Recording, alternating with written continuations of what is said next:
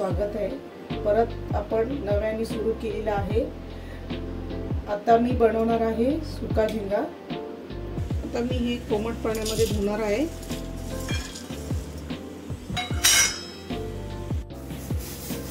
कोमट पाण्यामध्ये धुणार आहे मी। चांगलं 5 मिनिटं त्याला आपण ठेवून देऊया।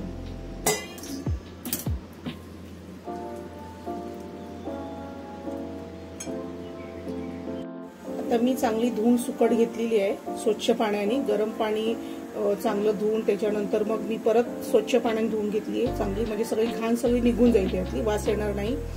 त्याच्यानंतर मग त्याच्यामध्ये टाकायला कांदा आहे, लसूण आहे, कढीपत्ता आहे, मिरच्या आहेत, टोमॅटो आहे, कैरी आहे, मसाला आहे जे सुकटमध्ये टाकायचा मसाला, तेल आहे, धणे पावडर, मीठ, हळद आणि बस एवढंच टाकायचं आपल्याला आहे। आणि लास्टला कोथिंबीर, लास्टला आपल्याला कोथिंबीर टाकायची। मी आता सुरुवात करते। ऑइल थोडं फ्राय होण्यासाठी टाकायचं।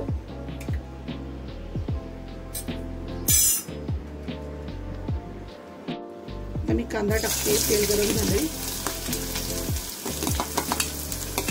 कांदा टाकते। त्याच्यानंतर मग आपल्याला लसूण टाकायची आहे। मस्त ठेचून लसूण टाका आणि कांदा चांगला थोडा फ्राय व्हायला पाहिजे, म्हणजे कच्चा ठेवायचा नाहीये कांदा।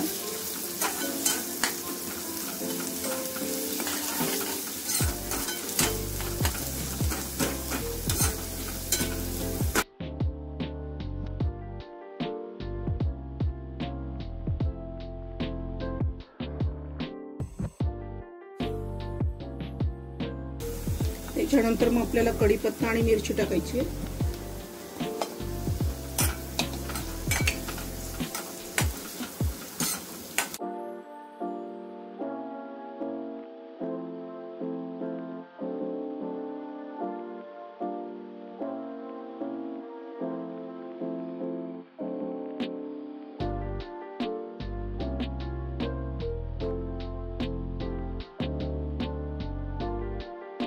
आता टोमॅटो टाकते त्याच्यामध्ये।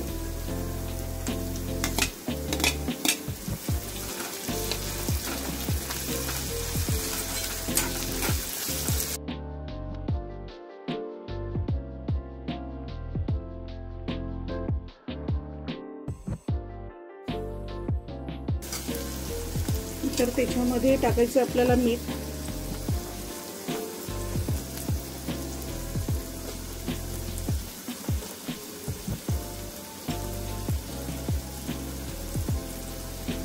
आणि त्याच्यानंतर टाकायचं आहे आपल्याला काश्मीरी लाल मिरची, थोडीशी टाकायची, म्हणजे का आपल्याला दुसरा पण मसाला टाकायचा, मिरची पण त्याच्यामध्ये गेलेली आहे। हळद टाकायची आहे। त्याच्यानंतर मी हा जे मसाला मच्छीचा आहे तो टाकायचा आहे। आम्ही तिखट खातो म्हणून आम्हाला तिखट लागणार। चम्मच जरा तुम्ही मोठा घ्या आणि सगळं हे एकत्र करायचंय।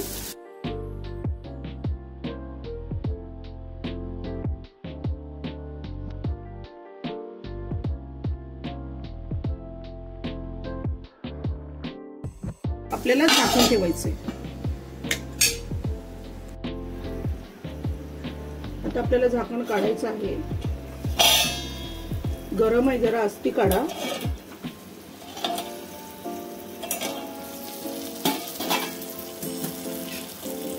सगळं एकत्र झालंय।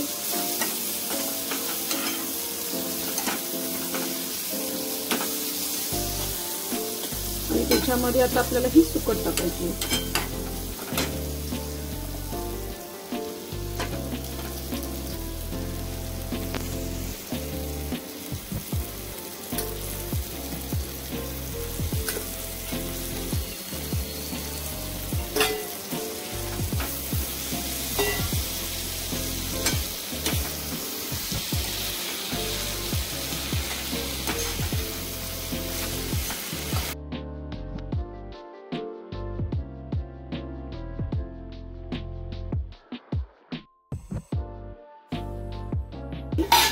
आता ही कैरी ऍड होणार आहे.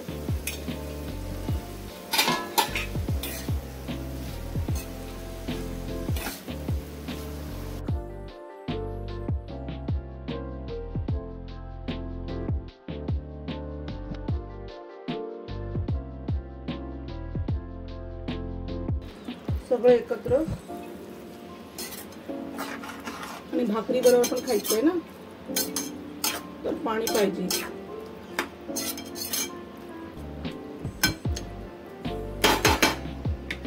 तर आपण ह्याच्यावरती झाकून लावू. आपण बघूया शिजले का. रस्सा झालेला आहे. आपण कोथिंबीर टाकूया.